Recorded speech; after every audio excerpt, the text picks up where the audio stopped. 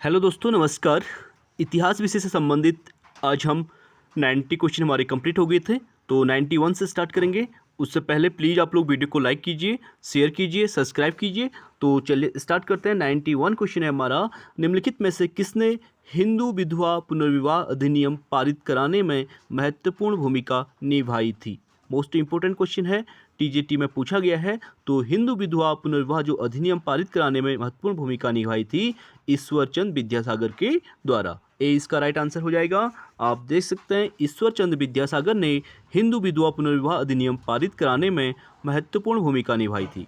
समाज सुधार के क्षेत्र में विद्यासागर की महत्वपूर्ण भूमिका है। इनके विशेष प्रयास से विधवा पुनर्विवाह अधिनियम 26 जुलाई 1896 को लॉर्ड डलहौजी के द्वारा पारित कर दिया गया था। अगला क्वेश्चन है हमारा, बम्बई में प्रथम महिला विश्वविद्यालय की स्थापना किसके गंभीर प्रयासों से हुई थी। मोस्ट इंपोर्टेंट क्वेश्चन है। तो बम्बई में जो प्रथम महिला विश्वविद्यालय है उसकी स्थापना डी.के. कर्वे के द्वारा, ठीक है, डी.के. कर्वे के प्रयासों से हुई थी। डी.के. कर्वे के प्रयासों से 1906 में ईस्वी में बम्बई में प्रथम महिला विश्वविद्यालय की स्थापना की गई। इन्होंने 1899 ईस्वी में पूना में विधवा आश्रम की स्थापना भी की थी। अगला है हमारा, महाराष्ट्र का कौन सा समाज सुधारक लोकहितवादी उपनाम से प्रसिद्ध था। तो महाराष्ट्र का जो कौन सा सुधारक जो है लोकहितवादी के नाम से जाना जाता है वो हो जाएंगे गोपाल हरि देशमुख। बी इसका राइट आंसर हो जाएगा। गोपाल हरि देशमुख लोकहितवादी के उपनाम से जाने जाते हैं। इन्होंने महाराष्ट्र में समाज सुधार के क्षेत्र में महत्वपूर्ण भूमिका निभाई थी। इन्होंने तार्किक एवं मानवतावादी विचारों के आधार पर भारतीय समाज को पुनर्गठित करने का काम किया था। अगला है हमारा, 1906 में बम्बई में किसने डिप्रेस्ड क्लास मिशन सोसाइटी की स्थापना की थी। तो 1906 में मुंबई में डिप्रेस्ड क्लास मिशन सोसाइटी की स्थापना जो की थी B.R. शिंदे, यानी डी इसका राइट आंसर हो जाएगा। आप देख सकते हैं 1906 में मुंबई में B.R. शिंदे ने डिप्रेस्ड क्लास मिशन सोसाइटी की स्थापना की थी। अगला है हमारा, सन 1899 में पूना में किसने विधवा आश्रम को प्रारंभ किया था। तो विधवा आश्रम को प्रारंभ करने का जो काम किया था डी.के. कर्वे के द्वारा किया गया था, यानी बी इसका राइट आंसर हो जाएगा। महाराष्ट्र के समाज सुधारक डी.के. कर्वे ने सन 1899 ईस्वी में पूना में विधवा आश्रम की स्थापना की थी और इन्होंने ही 1906 ईस्वी में बम्बई में प्रथम महिला विश्वविद्यालय की स्थापना भी डी.के. कर्वे के द्वारा की गई थी। अगला क्वेश्चन है, किस मौलवी ने 1857 की क्रांति को जेहाद यानी धर्म युद्ध की संज्ञा दी थी। मोस्ट इंपोर्टेंट क्वेश्चन है, टीजीटी में पूछा गया है। तो इसका राइट आंसर हो जाएगा अहमदुल्ला। अहमदुल्ला ने 1857 की क्रांति को जेहाद यानी धर्म युद्ध की संज्ञा दी थी। आप देख सकते हैं अहमदुल्ला ने 1857 की क्रांति को जेहाद की संज्ञा दी है। वे मूलतः तमिलनाडु के अरकाट के निवासी थे जो कालांतर में फैजाबाद आकर बस गए थे। इस आंदोलन में उन्होंने नेतृत्व संभाला था। इनकी गतिविधियों से परेशान होकर अंग्रेजों ने इनको पकड़ने के लिए 50,000 रुपये का इनाम भी घोषित किया था। अगला क्वेश्चन है, पागलपंथी विद्रोह वास्तव में किसका विद्रोह था। तो पागलपंथी जो विद्रोह हुआ था वो था गारो जनजाति से, ठीक है, गारो जनजाति से संबंधित था। 20 का राइट आंसर हो जाएगा। पागलपंथी विद्रोह वास्तव में गारो का विद्रोह था। यह एक अर्ध धार्मिक संप्रदाय था। इसे उत्तरी बंगाल के करमशाह ने चलाया था और इसके जो प्रमुख नेतृत्वकर्ता थे करमशाह थे। अगला है हमारा, निम्न में से किस विद्रोह का नेता बिरसा मुंडा था। तो इसका राइट आंसर हो जाएगा सी, यानी बिरसा मुंडा मुंडा विद्रोह के नेता थे। इन्होंने अपने को भगवान का दूत घोषित किया था। मोस्ट इंपोर्टेंट है, वह कौन सी जनजाति से संबंधित था। बिरसा मुंडा जनजाति से संबंधित था और अपने आप को भगवान का दूत घोषित किया था तथा अपने समर्थकों को सिंगाबोगा की पूजा का आदेश दिया था और 1900 ईस्वी में इन्हें गिरफ्तार कर लिया गया जहां रांची जेल में ही इनकी मृत्यु हो गई थी। अगला हमारा, निम्न में से किस आंदोलन में वल्लभ भाई पटेल महत्वपूर्ण नेता के रूप में उभरे और सरदार की उपाधि से सम्मानित हुए थे। तो वो विद्रोह था बारदोली सत्याग्रह। यानी सी इसका राइट आंसर हो जाएगा। आप देख सकते हैं, और वहीं से इनको सरदार की उपाधि भी मिली थी। बारदोली सत्याग्रह के दौरान वल्लभ भाई पटेल को सरदार की उपाधि से सम्मानित किया गया। महात्मा गांधी के आंदोलन से मिली सफलता के परिणाम स्वरूप सूरत के बारदोली के किसानों ने लगान वृद्धि के विरुद्ध अभियान छेड़ा था, और वहां के कृषक नेताओं ने पटेल को आंदोलन का नेतृत्व करने को कहा, और 4 फरवरी 1928 को उन्होंने नेतृत्व की कमान अपने हाथों में ली। कुशल नेतृत्व के परिणाम स्वरूप उन्हें यह उपाधि प्रदान की गई।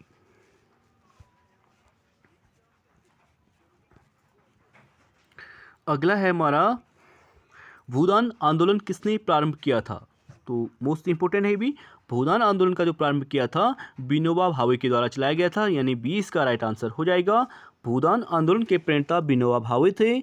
इन्होंने 18 अप्रैल 1951 में भूदान आंदोलन की शुरुआत की थी, और इस आंदोलन का जो प्रारंभ इन्होंने आंध्र प्रदेश से किया था। और ध्यातव्य है कि तेलंगाना क्षेत्र के पोचमपल्ली में 18 अप्रैल 1951 को विनोबा भावे को पहली भूमिदान में प्राप्त हुई थी। अगला क्वेश्चन है, लंदन में इंडियन होम रूल सोसाइटी को प्रारंभ किया था। तो लंदन में जो इंडियन होम रूल सोसाइटी चलाई थी, वो चलाई थी श्यामजी कृष्ण वर्मा के द्वारा। ठीक है, इसे इंडिया हाउस नाम भी दिया गया था, तो डी इसका राइट आंसर हो जाएगा। आप देख सकते हैं लंदन में इंडियन होम रूल सोसाइटी का प्रारंभ जो है श्यामजी कृष्ण वर्मा 1905 में किया गया था, और बी.डी. सावरकर, लाला हरदयाल, मदन लाल ढींगरा के सहयोग से उन्होंने भारत के लिए स्वशासन की प्राप्ति के उद्देश्य से इस संस्था की स्थापना की थी। और जो इंडिया से पढ़ने के लिए बाहर लंदन जाया करते थे, उनको रहने के लिए भी आश्रय श्यामजी कृष्ण वर्मा के द्वारा दिया गया था। अगला है, जेल में अनशन करते हुए किस स्वतंत्रता संग्राम सेनानी की मृत्यु हो गई थी? तो वो थे जतिन दास। सी इसका राइट आंसर हो जाएगा। आप देख सकते हैं जतिन दास ऐसे स्वतंत्रता संग्राम सेनानी थे जिन्होंने जेल में अनशन करते हुए 64 डेज यानी 64 दिन के उपरांत 13 सितंबर 1929 को वीरगति को प्राप्त हुए। उन्होंने जेल में बंद साधारण अपराधियों की बजाय राजनीतिक बंदियों का दर्जा दिलाने के लिए भूख हड़ताल की थी। अगला क्वेश्चन है, निम्नलिखित में से कौन सीमांत गांधी के रूप में प्रसिद्ध है? मोस्ट इंपोर्टेंट क्वेश्चन है। सीमांत गांधी के रूप में खान अब्दुल गफ्फार खां को जाना जाता है। डी इसका राइट आंसर हो जाएगा। अब्दुल गफ्फार खां को सीमांत गांधी के रूप में जाना जाता है। इन्होंने अपने संगठन खुदाई खिदमतगार, मोस्ट इंपोर्टेंट है, अब्दुल गफ्फार खां का जो संगठन बनाया था उसे खुदाई खिदमतगार के साथ सविनय अवज्ञा आंदोलन में अत्यंत सक्रिय रूप से भागीदारी निभाई। इन्होंने 1987 में भारत रत्न पुरस्कार से सम्मानित किया गया था। किसको? सीमांत गांधी को, 1987। अगला है हमारा, 1932 के पूना समझौता से कौन प्रत्यक्ष तौर पर प्रभावित हुआ था? तो पूना समझौता जो हुआ था 1932 में महात्मा गांधी और अंबेडकर के बीच हुआ था, तो इससे जो प्रभावित हुए थे वो हुए थे दलित, यानी डी इसका राइट आंसर हो जाएगा। 26 सितंबर 1932 में हुए पूना समझौते से प्रत्यक्ष तो दलित वर्ग के लोग प्रभावित हुए थे। इसके तहत प्रांतीय विधानसभा मंडलों में दलित वर्ग के लिए 148 सीटें जो है आरक्षित की गई थी। अगला है हमारा, ऑल इंडिया अनटचबिलिटी लीग जो कालांतर में हरिजन सेवक संघ के रूप में जाना गया का गठन कब हुआ था? तो हरिजन सेवक संघ का गठन हुआ था 30 सितंबर 1932। आप देख सकते हैं महात्मा गांधी जी ने हरिजनोत्थान के लिए 30 सितंबर 1932 को ऑल इंडिया अनटचबिलिटी लीग की स्थापना की थी, जो आगे चलकर हरिजन सेवक संघ के रूप में परिवर्तित हो गया था। अगला है हमारा, 1943 में सुभाष चंद्र बोस ने स्वतंत्र भारत की सरकार यानी गवर्नमेंट ऑफ इंडिपेंडेंस इंडिया का गठन कहाँ किया था? तो सुभाष चंद्र बोस ने कहाँ किया था? सिंगापुर में, 1943 में। सी इसका राइट आंसर हो जाएगा। 1943 में सुभाष चंद्र बोस ने स्वतंत्र भारत की सरकार का गठन सिंगापुर में किया था। यहीं पर इन्होंने दिल्ली चलो और तुम मुझे खून दो मैं तुम्हें आज़ादी दूंगा का नारा भी सुभाष चंद्र बोस के द्वारा दिया गया था। और बात करें भारत के पहले अस्थायी प्रधानमंत्री कहेंगे तो सुभाष चंद्र बोस बिल्कुल राइट आंसर हो जाएगा, क्योंकि सिंगापुर में इन्होंने अस्थायी सरकार की स्थापना की थी और जिसके प्रधानमंत्री सुभाष चंद्र बोस ही थे। अगला है हमारा, माउंटबेटन के जाने के पश्चात निम्न में से किसने गवर्नर जनरल के रूप में कार्य किया? तो माउंटबेटन के जाने के पश्चात वो व्यक्ति थे चक्रवर्ती राजगोपालाचारी, पहले भारतीय गवर्नर जनरल। ठीक है, बी इसका राइट आंसर हो जाएगा। माउंटबेटन के जाने के बाद गवर्नर जनरल के रूप में कार्य जो है चक्रवर्ती राजगोपालाचारी जी ने किया, जिन्हें भारत का प्रथम भारतीय गवर्नर जनरल भी कहा जाता है। वह इस पद पर 26 जनवरी 1950 तक रहे थे और 1952 से 1954 तक मद्रास के मुख्यमंत्री रहे और 1959 ईस्वी में इन्होंने विविध मुद्दों पर कांग्रेसी नेताओं से मतभेद होने के कारण कांग्रेस छोड़कर स्वतंत्र पार्टी का गठन किया। वे सामाजिक समानता और दलित उत्थान के समर्थक थे।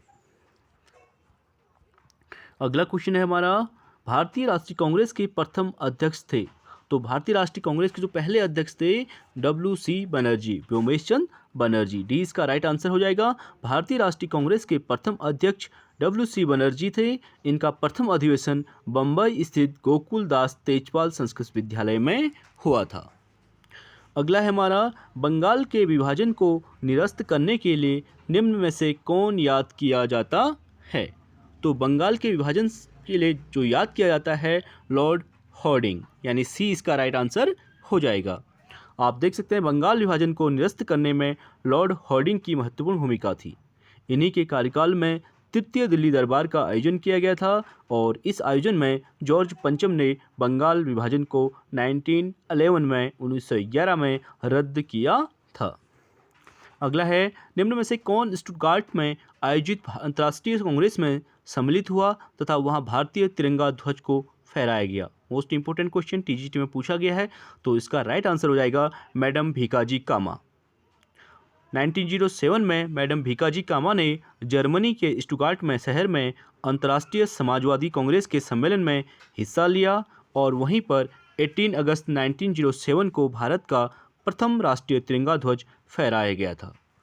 अगला क्वेश्चन है, 1916 में स्थापित इंडियन होम रूल लीग के प्रथम अध्यक्ष निम्न में से कौन थे। तो इंडियन होम रूल लीग के जो प्रथम अध्यक्ष थे जोसेफ बातिस्ता। सी इसका राइट आंसर हो जाएगा। इंडियन होम रूल लीग के प्रथम अध्यक्ष जोसेफ बातिस्ता को बनाया गया था और 28 अप्रैल 1916 में तिलक ने होम रूल लीग की स्थापना की थी। अगला है, थियोसॉफिकल सोसाइटी की स्थापना कहाँ हुई थी। तो थियोसॉफिकल जो सोसाइटी थी उसकी स्थापना हुई थी न्यूयॉर्क में। डी इसका राइट आंसर हो जाएगा। आप देख सकते हैं थियोसॉफिकल सोसाइटी की स्थापना सर्वप्रथम न्यूयॉर्क में हुई थी। इसकी स्थापना मैडम HP ब्लाउस्की ने 1875 में की थी और बाद में 1882 में मद्रास के अडियार में इस सोसाइटी का मुख्यालय खोला गया और इस संस्था का उद्देश्य भारत के लोगों में राष्ट्रीय गौरव और भाईचारे का विकास करना था। अगला है हमारा, महात्मा गांधी ने प्रथम सत्याग्रह का प्रारंभ कहाँ से किया था। तो महात्मा गांधी का जो पहला सत्याग्रह था वो चंपारण सत्याग्रह, यानी सी इसका राइट आंसर हो जाएगा। महात्मा गांधी ने प्रथम सत्याग्रह चंपारण 1917 ईस्वी से प्रारंभ किया था और चंपारण आंदोलन कृषकों से जुड़ी हुई थी। इसी सत्याग्रह के दौरान गांधी जी को रविन्द्रनाथ टैगोर ने महात्मा की उपाधि दी थी। मोस्ट इंपोर्टेंट है, पूछा गया क्वेश्चन है कि गांधी को महात्मा की उपाधि किसके द्वारा दी गई है। तो रविन्द्रनाथ टैगोर यहाँ पे राइट हो जाएंगे। अगला है, महात्मा गांधी ने केवल एक बार कांग्रेस के राष्ट्रीय अधिवेशन की अध्यक्षता की, वह अधिवेशन था। तो महात्मा गांधी ने जो अधिवेशन कांग्रेस के एकमात्र अधिवेशन की अध्यक्षता की थी वो था बेलगांव अधिवेशन 1924 जो कर्नाटक से संबंधित है, यानी 20 का राइट आंसर हो जाएगा।